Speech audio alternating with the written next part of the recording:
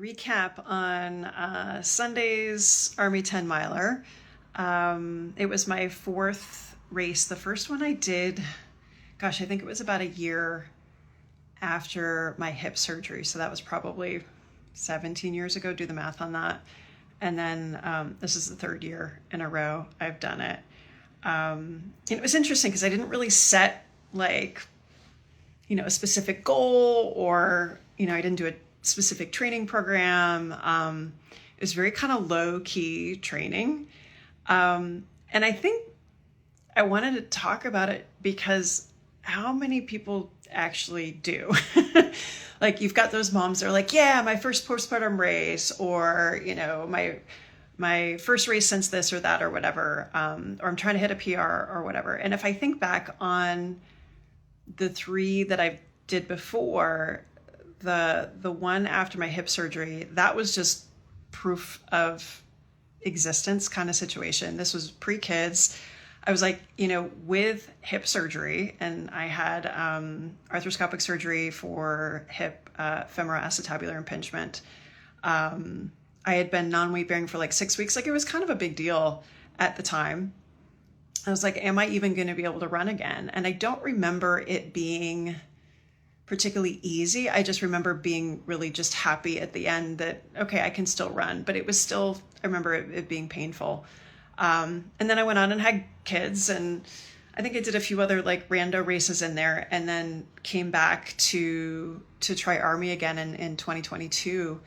And that one was like the first time I was like, okay, can I start to run long distances and try and race again after hip surgery, after two kids and two C-sections and all of that. And that was not a good race. And that was one that I really learned a lot from in the rear view because I felt like trash, because I didn't know how to hydrate and fuel appropriately, which again, it really wasn't something that was on my radar screen. And so last year, I got a coach, Daniel Hurt, who's local here, run with Coach D. I started, eating gels if I'm, running more than an hour, hydrating correctly. And last year got like a 10-minute PR and didn't feel like a trash can when I finished. And I was just like so on top of the world after last year. And I think what's hard is when you have that personality that you're like, all right, what's the next thing? What's the next thing? And that's always kind of what you've done. And that's very much the culture here in DC. It was very conscious to walk into this training without like, okay, I got to do this, I got to do that or whatever. And actually really, it worked out really well in that respect because it was hot on Sunday, and I think I realized it about 4 miles in. I was a little thrown off because the toilet situation wasn't great, and so I had to pull off to the edge. I know you've all done it, go behind a bush. Not proud of it, but once you do it, like great. I don't have to think about this anymore. But great news, like I have any leakage with a very, very full bladder with a strong urge, so I felt really good about that. But realized that it was kind of warm, and I was like, you know what? It's okay if, we don't hit a PR today. That wasn't necessarily the plan anyway. It's okay to kind of back it down. And it's funny because I finished it and I was like, yeah, that was hard. I didn't have the big kick that I had at the end last time. I'm like, what the heck was up with that? And then when I looked at the data, my heart rate was higher for longer. I worked in zone 2 longer this year than last year. And I think it just had to do with the temperature. I was in a later wave and it was just hotter. And it would be really easy for me to sit back and be like, oh, I suck. Or, oh, I didn't do enough or this or that, which I think, and somehow I think it's starting to get built a little bit into kind of mom athlete culture where, for a while it was like, okay, can we even be athletes? Yes, we can be athletes, establish that. But like, do we have to keep hitting PRs and keep doing, what's the next big thing, whatever. And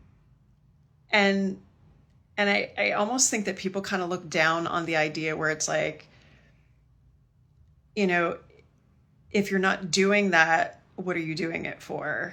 And I was just so freaking happy to be out there for another year.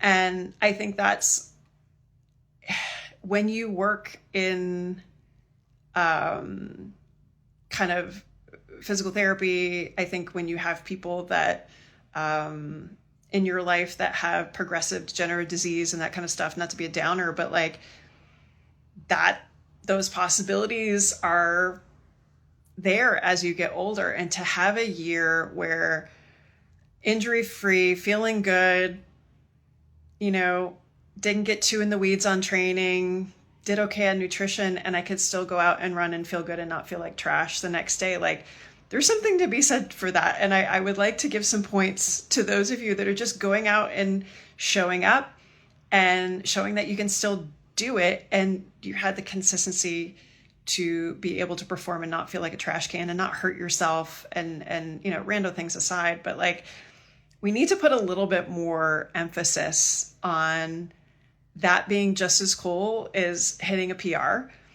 And total credit here to Coach G. She always talks about, you know, you got to adjust for the circumstances and the environment. It was a little bit, you know, warm. I dialed it back, and that was a conscious effort, and I'm fine with that. And so I guess kind of the moral of the story here is for those of you that you feel like you're trying to kind of prove to yourself that you can be an athlete as a mom again. You're trying to, you know, once you've done that, there's going to be the what's next kind of thing. And you don't have to keep, you know, climbing another mountain or this or that or whatever. It's still okay to, you know, go have a nice 10-mile run with, you know, 30,000 other people on a lovely Sunday morning. That's okay to do that. Have some time to yourself. But also, you know, in the process of kind of going for those next goals, it's okay to have some downtime where you're not necessarily trying to do the next best thing or, you know, just try and hit another goal or whatnot. It's okay to still show up, still do some cool shit and feel good about yourself. Like, and it took me a couple of days to kind of process this because it wasn't like I was trying to hit a goal. It wasn't like I was trying to do anything particular, but I'm proud of what I put out there. But because things aren't social media worthy or, you know, all of that doesn't mean that they shouldn't still be celebrated. So if you're that person that you're kind of like, okay, you've done the thing, you've proven yourself, and you're like, okay, what do I have to do next? You don't. You don't.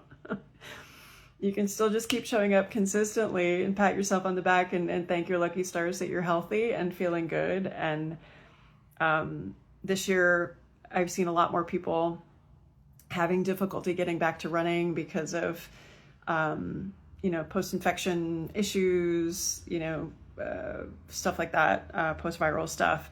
And it just makes me incredibly thankful for my health and incredibly thankful that the kids are healthy and everybody's healthy and I can still show up and I can still run and feel good.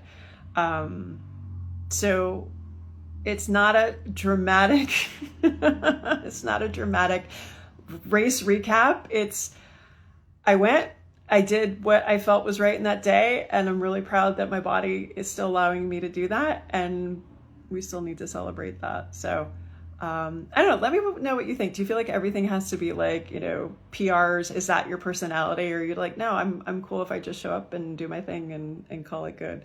And kind of where are you in your life right now? Are you in that early stages where you feel like you have something to prove to yourself? Or are you ready to kind of just be happy?